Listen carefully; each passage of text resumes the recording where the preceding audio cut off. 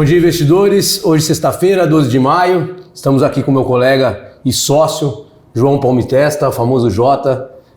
O Jota vai contar um pouquinho pra gente aqui da história dele na RP Capital, como que ele chegou a ser o head do nosso private, sócio aí do escritório. O Jota tem uma história interessante, a forma como a gente se conheceu, né, Jota? Ele era meu gerente de contas do Santander, meu e do Luiz Fukuhara, outro sócio fundador da RP Capital. Ele me foi indicado pelo Luiz, inclusive, que já atendia o Luiz, e aí a gente acabou aí se tornando bons amigos. O Jota era um gerente que sempre foi muito comprometido assim, com o cliente. Eu percebia que ele tinha essa relação muito próxima com os clientes dele, percebia que ele se importava com os clientes e comecei ali a flertar com ele, tentar trazer ele para a RP. Deu um pouquinho de trabalho, mas acabei conseguindo. E hoje estamos aqui, né, Jota? Alguns anos depois. Conta aí um pouquinho da sua história na RP, da sua formação, como é que você chegou aí a ser o head do nosso private. Legal. Bom dia, pessoal. Bom dia, investidores. Bom, como o Rafa falou, né, tentar resumir um pouco da minha história aqui, né? 13 anos de mercado financeiro. Eu entrei no Banco Real, estagiário, atendendo o pessoal ali na porta. Não gostava muito de usar o coletinho lá, mas tinha que usar. Fui tesoureiro, fui caixa, fui gerente de sala de ações, vim para Ribeirão como gerente de investimentos e depois que eu mudei para gerente de relacionamento eu conheci o Luiz e o Rafael, né, que eram meus clientes. E sempre gostei dessa área de investimentos, sempre me especializei, juntamente com isso me especializei em finanças. Mês que vem eu termino minha especialização em economia comportamental pela FGV. Então, assim, tentei fechar ali o escopo de finanças, investimentos e psicologia, que é o macro ali do nosso negócio, né? Então, conheci o Rafa através do banco, atendi a ele, vi que XP, corretora, era um fluxo que não tinha como voltar, então eu preferi seguir o fluxo e estou super feliz, acho que fiz a escolha certa, para poder entregar o melhor, com mais tempo, com mais qualidade para o cliente. A corretora fez todo sentido. E quanto tempo faz que você está na RP já, Jota? Eu entrei na RP em 2018, 5 anos de RP. Eu entrei na área comercial, na época formada por 3 pessoas, né? Fernanda, Fábio e eu. Eu fui para a mesa private com os clientes que a gente abriu na época, né? As contas. E a gente foi evoluindo dentro da RP, os segmentos. Assim, muita coisa surge devido à demanda, né? É difícil a gente falar como vai ser a nossa empresa daqui 5 anos. Se a gente voltar em 2018, a gente também não sabia como ia ser a nossa empresa em 2023. O cenário muda muito, né? O cenário muda muito e a gente se adapta de acordo com a demanda. Então, hoje, tudo que a gente tem de soluções no âmbito financeiro na RP, a gente nem imaginava que a gente poderia fazer lá atrás. E depois de 2022 eu assumi como head do Private. Hoje a equipe do Private tem 12 assessores, tá? Todos certificados, com carteiras bem enxutas, para a gente poder dar aquele atendimento individualizado, customizado, entender de fato qual o momento de vida do cliente, quais as soluções que fazem sentido para ele, porque é um perfil muito heterogêneo, né? Então a gente tem do médico ao diretor de empresa, as demandas são muito diferentes. E graças às parcerias, à evolução da própria XP, a gente consegue hoje atender todos esses clientes da melhor forma.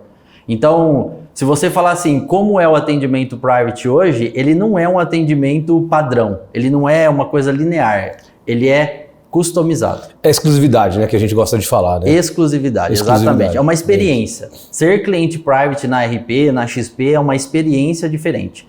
E o cliente private, ele evolui, né? Ele é a evolução do primeiro investidor que começou a juntar o recurso, começou a mandar o dinheiro. Muitos dos nossos clientes são os pequenos investidores lá atrás. Eu falo aqui para a turma, né? Acho que 80% dos nossos clientes private hoje, do nosso escritório private, eram clientes nossos há 4, 5 anos atrás, lá no comecinho, na nossa salinha, na Gederix, em 40 metros quadrados. Então, assim, é muito bacana de você ver a evolução da base de clientes e dos assessores, né? Como evoluíram os nossos assessores ao longo do tempo, com treinamento, com todos os cursos que a XP oferece e que eles buscam. E só para explicar um pouquinho o que o Jota estava falando aqui, os assessores comerciais, quando eles fazem a transição de carreira, eles passam por um período de captação, ou seja, é um período de montagem de carteira, onde eles vão trabalhar prospecção, visitar esses clientes, construir a base de clientes. Esse ciclo dura de 12 a 18 meses, dependendo da performance individual de cada um, e a partir deste momento o assessor vira exclusivamente um atendente, né? Porque assim, existe uma limitação para a quantidade de clientes que um assessor consegue atender nesse ambiente private, né? Pelos motivos que o Jota está falando aqui. Cada cliente tem sua peculiaridade, tem um ramo de atuação, demanda uma proximidade diferente, um fluxo de reuniões diferente. Alguns gostam das reuniões quinzenais ou mensais, outros não tanto, preferem falar mais por telefone, fazer videochamadas e tal. Mas, Jota, eu queria saber de você, por que você entende que a RP Private tem um diferencial em relação aos outros escritórios e por que foi premiada como melhor atendimento pela nota do NPS o ano passado? Como que isso foi conquistado? Na sua cabeça, por que isso aconteceu? Legal. Bom, vou usar uma frase sua, né? A gente não quer ser o maior, a gente quer ser o melhor. Então, esse foi sempre o nosso foco. Por isso que a gente fez todas as alterações aqui dentro, criou as mesas, criou o nosso segmento private, criou esse espaço diferenciado. E tem muito a questão também, hoje no mercado financeiro, da quebra de conflitos. Então, a gente vê ali, não vamos falar certo e errado, não é essa a questão, mas o nosso foco era ser o melhor atendimento, ter o melhor NPS, e a gente conseguiu através dessa quebra de conflito. Porque os nossos assessores, eles não têm a remuneração focada 100% na receita. Eles têm a remuneração focada em receita, em captação, em qualidade de atendimento, que aí a gente usa o NPS, como o NPS do Private, por exemplo, é muito perto de 100, tá? Deve estar bem a 98, quase 99, tá? Do nosso segmento aqui em questão. Então, assim, essa quebra de conflito faz o quê? Faz com que o assessor entenda de verdade o que a gente busca no dia a dia. Quer trazer a solução, atender o cliente, sentar com o cliente com um tempo de qualidade. Não é simplesmente, vamos fazer uma reunião para falar de cenário e mostrar se a sua carteira está ganhando do CDI. Não. Fala da sua vida, quais são os seus projetos, o que você pretende fazer nos próximos meses, para que dentro disso a gente junta aquelas 3 partes importantes, objetivo, prazo e perfil, e as nossas carteiras são customizadas dessa forma. Aquela brincadeira que eu faço com os assessores, né? A gente tem 2 ouvidos e uma boca, né? Então, fala menos, ouve mais, tenta entender melhor, porque você vai conseguir levar soluções muito melhores para o seu cliente se você ouvir ele mais, entender mais as dores, as necessidades, eles são muito diferentes. Você tocou um ponto aqui no começo onde você disse que você também buscou uma formação na parte de psicologia, né? Hoje eu acho que é super relevante ter um pouco desse conhecimento para poder levar a solução para os clientes, né? Os clientes hoje são muito diferentes também na forma de pensar, na sensibilidade de cada um, qual é a dor de cada um. Alguns são poupadores e não gostam, sob nenhuma hipótese, de ver nenhuma volatilidade na carteira. Outros já são mais tomadores de risco. Perfil de risco é uma coisa, idade também influencia nisso. O assessor precisa hoje ter esse talento, né, de fazer essa leitura e não padronizar o que ele faz, né? Exato. Eu acho que é muito tato, né? Economia comportamental é a evolução da economia tradicional que junta a parte emocional com a racional. Antigamente era muito racional, é isso porque é isso e fim. E eu acho que não é exatas, né? Então a gente junta a psicologia porque na tomada de decisão, seja do investidor ou seja uma decisão nossa, pessoal, você tem os 2 fatores, né? Que é o racional, que é a questão lógica, e o emocional, que te faz às vezes distorcer um pouco essa lógica. Então, é muito legal por conta disso. E no investimento, casa muito. Porque se você pegar, eu com 13 anos de mercado financeiro, qual foi o período de maior aprendizado, de maior dor, de maior busca de conhecimento novo? Porque às vezes você fala assim, nossa, mas será que eu sei de verdade? Depois da pandemia. Então, pegando o cenário Brasil, a gente vinha de um cenário de melhora, juros saindo de 14, vindo para 6,5%, pandemia trouxe os juros para 2%. País emergente com juros de 2%. Selic abaixo de IPCA. Então, assim, de repente volta para 13,75%, muito próximo de 14%. Então, o que aconteceu? E muito rápido, né, Jorge? Muito rápido, é muito dinâmico, por isso que a gente tem que ter, de fato, uma carteira muito enxuta, porque a gente precisa levar esse dinamismo, claro, né? com filtros, né? Porque se o cliente viver exatamente o que a gente vive no mercado financeiro, eu acho que não é nenhum ponto, porque às vezes surta, né? Mas é legal a gente conseguir transmitir o máximo de coisas relevantes nesse período tão curto de tempo. E entrando um pouquinho nesse cenário, né, esse cenário que a gente viu aí de juros subindo muito rapidamente e muito foram altas relevantes em um espaço muito curto de tempo, né? E aí você olha as carteiras dos clientes hoje, se o cliente não tiver um retrovisor bom para entender e lembrar do que aconteceu, ele olha para a carteira dele hoje e fala, pô, minha carteira está dando próximo de 100 de CDI, muitas vezes não dá a carteira do investidor conservador, que montou posições com juros de 2, 3, 4, 6, 8 e está vendo hoje um juro de 13,75, ele está com dificuldade de performar, a menos que ele tenha feito novos aportes, né? Então o assessor ele também tem que trazer à tona essa realidade em que foi feita a alocação e a realidade em que a gente vive hoje para avisar para o cliente, falar, se você não mandar mais dinheiro nessas condições de juros que a gente tem hoje para fazer alocações nesses níveis de juros atuais e fazer uma média do seu aporte, você vai de fato sentir essa dor. E muitas vezes o cliente, por aquele motivo que a gente sabe e que a gente citou aqui, aquele motivo emocional de não estar vendo a performance da carteira tão boa, ele evita de mandar os novos recursos. E aí ele acaba sendo um detrator da sua própria rentabilidade, não é isso? Perfeito. Estou aqui com um triatleta do meu lado, vamos citar essa analogia que eu acho que faz sentido. Só tomar uma água aqui, peraí. Grande ponto de investimento, igual qualquer coisa que demanda mais tempo, é consistência. Então, se você não tiver consistência quando você vai fazer uma prova, igual você vai fazer agora no final do mês, se você não tiver consistência com seus investimentos, você destrói todo um objetivo de longo prazo num prazo muito curto de tempo. Eu gosto de usar muito o termo média, porque uma carteira que dá 200 do CDI no ano, ela não é uma carteira que vai dar 300 no próximo ano. Muito provavelmente ela vai dar abaixo do CDI. Por quê? Considerando só a taxa Selic em questão, você tinha uma taxa Selic de 2, você aplicava numa taxa pré de 4, você tinha 200 do CDI. Se o juro fosse para 8, você tinha 50 do CDI. Então, essa consistência que a gente fala de enviar recursos sempre é para você aproveitar todos esses cenários. Dificilmente um investidor ele ganha mais dinheiro se ele montar uma carteira estática e manter ela por N anos, pela vida toda. É o contrário. Essas distorções do mercado, taxa muito baixa, taxa muito alta, bolsa muito baixa, bolsa muito alta, são cruciais para você ter o melhor desempenho no longo prazo. Só que assim, eu coloquei, deu 150 do CDI.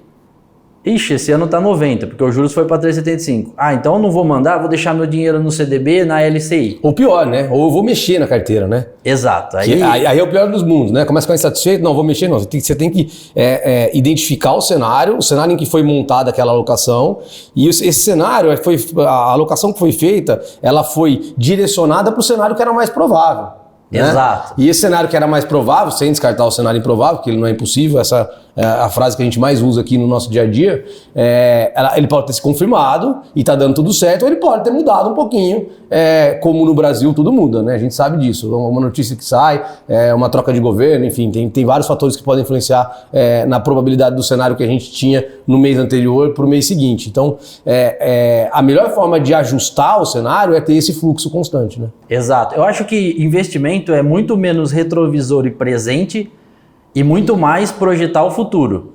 Ah, mas ô Jota, Pavan, vocês conseguem projetar o futuro? Lógico que não, né?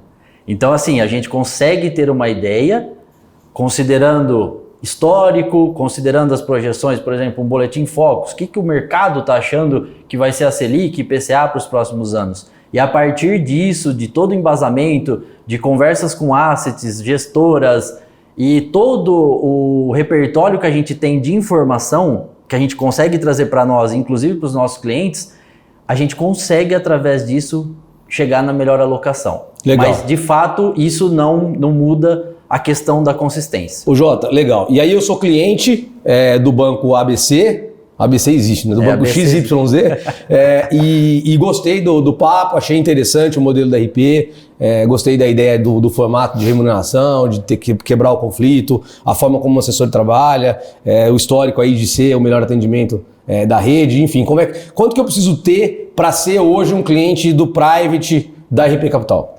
RP Capital Private, 2 milhões. 2 milhões? 2 milhões. E assim, você tem acesso a todo o nosso portfólio de produtos, você tem acesso a toda a estrutura da XP. Então, olha, eu gosto muito da RP, mas eu não quero concentrar todo o recurso no primeiro momento. A gente tem o Wealth.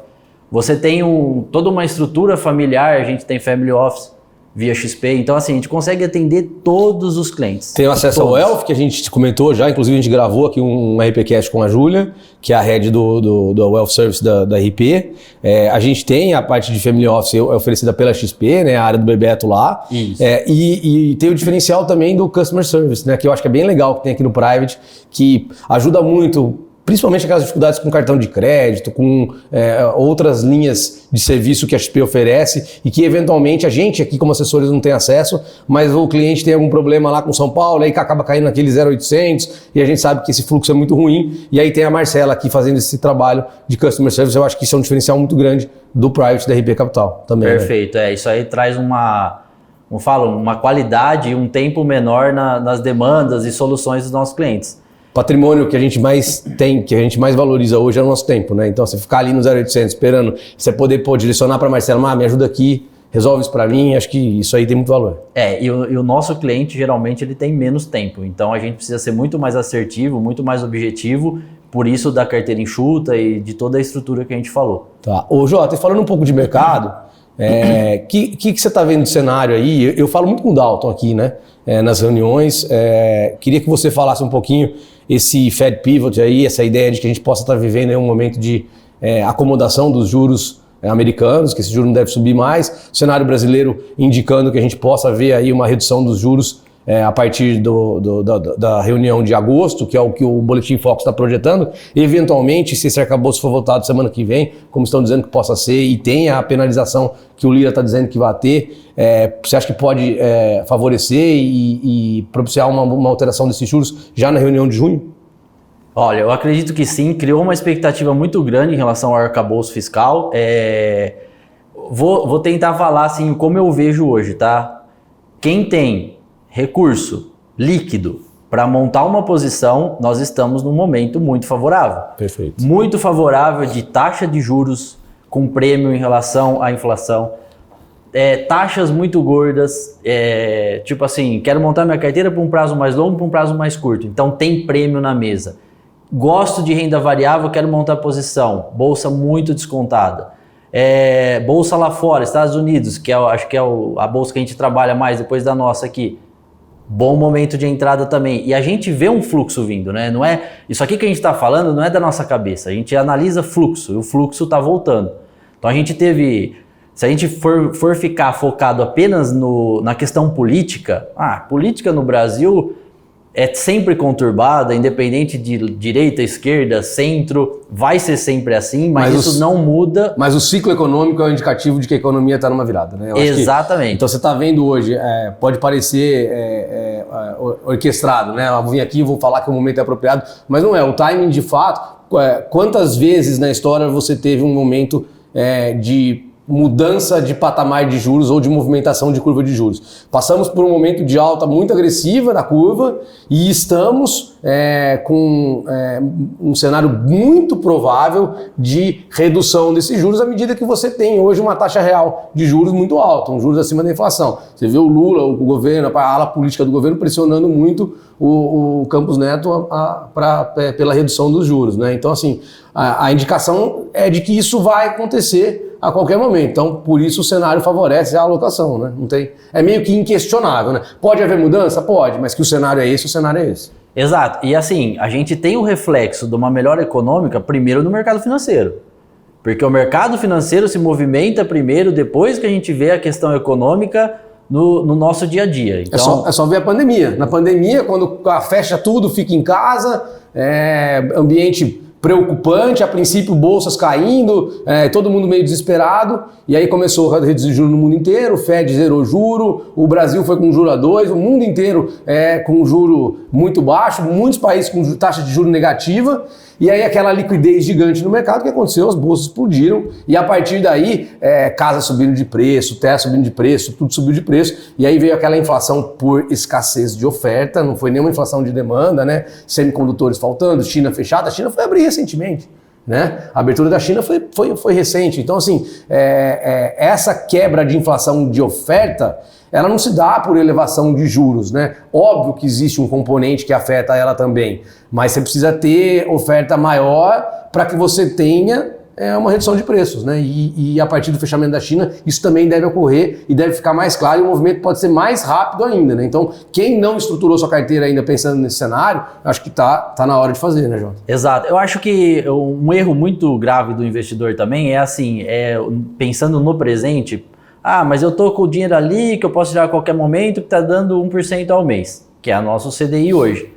Só que a hora que eu resolver mudar, aí eu já perco todos os prêmios que o mercado está dando agora. Quando o juro tiver a 7, 6, aí ele vai se incomodar. Só que ele não vai ter a oportunidade de tomar uma taxa pré ou de fazer uma alocação numa carteira, num multimercado ali um pouco mais agressivo, enfim, uma estratégia um pouco mais agressiva, porque essa possibilidade, a partir do momento que os juros estiverem a 7, 6, não vai ter essa possibilidade de alocação em taxa pré de 13, 14, né? Acho que é tão simples quanto isso. Exatamente. E em relação à bolsa, em relação a todos os ativos que estão bem descontados, né? Mas o mercado se ajusta, né? Eu acho que a gente viveu momentos, imóvel subiu muito, carro subiu muito, o juro subiu muito, a bolsa caiu muito. Então, assim, voltando para aquela questão da média, que eu gosto de falar bastante, mas tudo volta para a média. Então, você tem que pegar, de fato, o que está distorcido e é o momento. Excelente. Obrigado, viu, Jota? Obrigado a você. Acho que é isso. Turma, obrigado aí. Valeu. Tchau, tchau, gente. Obrigado.